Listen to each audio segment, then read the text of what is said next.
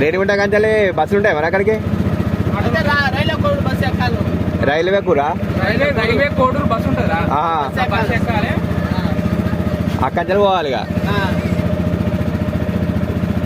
Next అటే trip మనది. గట్టిగా ఘోరంగా ఉంటాయి లొకేషన్. దర్శనం 350 అయ్యా ఇప్పుడు ఏం లేదు, పోయే ట్రైన్ ఒకటి బుక్ చేసుకోవాలి. రేణిగుంట వరకు ట్రైన్ బుక్ చేసుకోవాలన్నా. ఇక తత్కాలు ఇవి మనం ఇప్పుడు నీ లెక్క బుక్ చేయాలి కథం. అంతే ఎప్పుడైపోతే ఆ రోజు ముందు రోజు బుక్ చేసుకోవాలి. అట్లా డిఫరెంట్గా ఉంటుంది ఆ ప్రయాణం.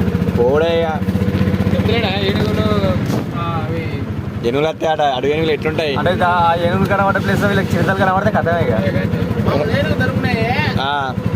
తప్పించుకునే కింద పైన పడి లేచి ఒక్కడో బొమ్మలు మిస్ అయిపోయి చాలా అవసరం పడ్డాం. ఫోన్ సిగ్నల్స్ ఉంటాయా? అంటే ఎవరైతే ఉరికినా ఒక్క దిక్కే ఉరకాలి. మార్కులు వేస్తారు, 2 మార్కులు నీకు మార్కులు. ఆ మార్కులు చూసుకుంటే వెళ్ళిపోయేది మనం. అంటే వీళ్ళు ఫారెస్ట్ వాళ్ళు పెట్టిల్లు అన్నట్టు.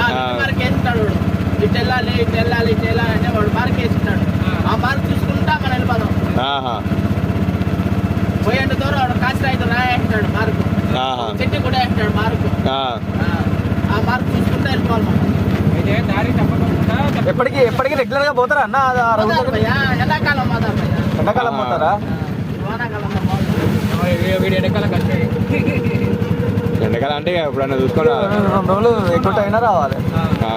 6 గంటలకు దిగాలి ఫస్ట్ తెల్లంతా. 6 గంటలకు దిగుతాడు, మొత్తం 2 గంటలకు చేరిపోతాం. సాయంత్రం వరకు చూసుకోవద్దు ఇక. మొత్తం 2 గంటలకు వెళ్ళిపోతామా? అయితే పల్లె ఉంటుంది ప్లేస్, అయితే చూడాలి ప్లేస్ అడిగి మన టైం బాగుంటే బయట రావాలి. అయితే టైం ఉంటే పోతాం, లేకపోతే అక్కడే మన టైం బాగుంటే బయటికి పడతాం, లేకపోతే బయట పడవన్నాడు. ఇదే గుట్ట, ఇదే అప్లై గుంట అంటే రామర పూలు గుంట.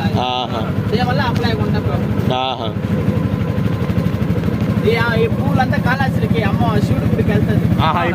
ఇది వేలం పాట. తామర పూలు మాత్రం తామర పూలు ఆకు ఉన్నాయి, అయిపోయినాయి. దీనికి వేలం పాట. మొన్నకి అమ్మవారు 19 అమ్మవారికి కాళాశ్రీకి అన్ని వెళ్తుంది. అప్లై గుంట చెప్పులు ఆటోలు వదిలేయండి. ఇప్పుడు వచ్చాను చూడ బస్సులు లేదు, ఆటోలే. అందుకే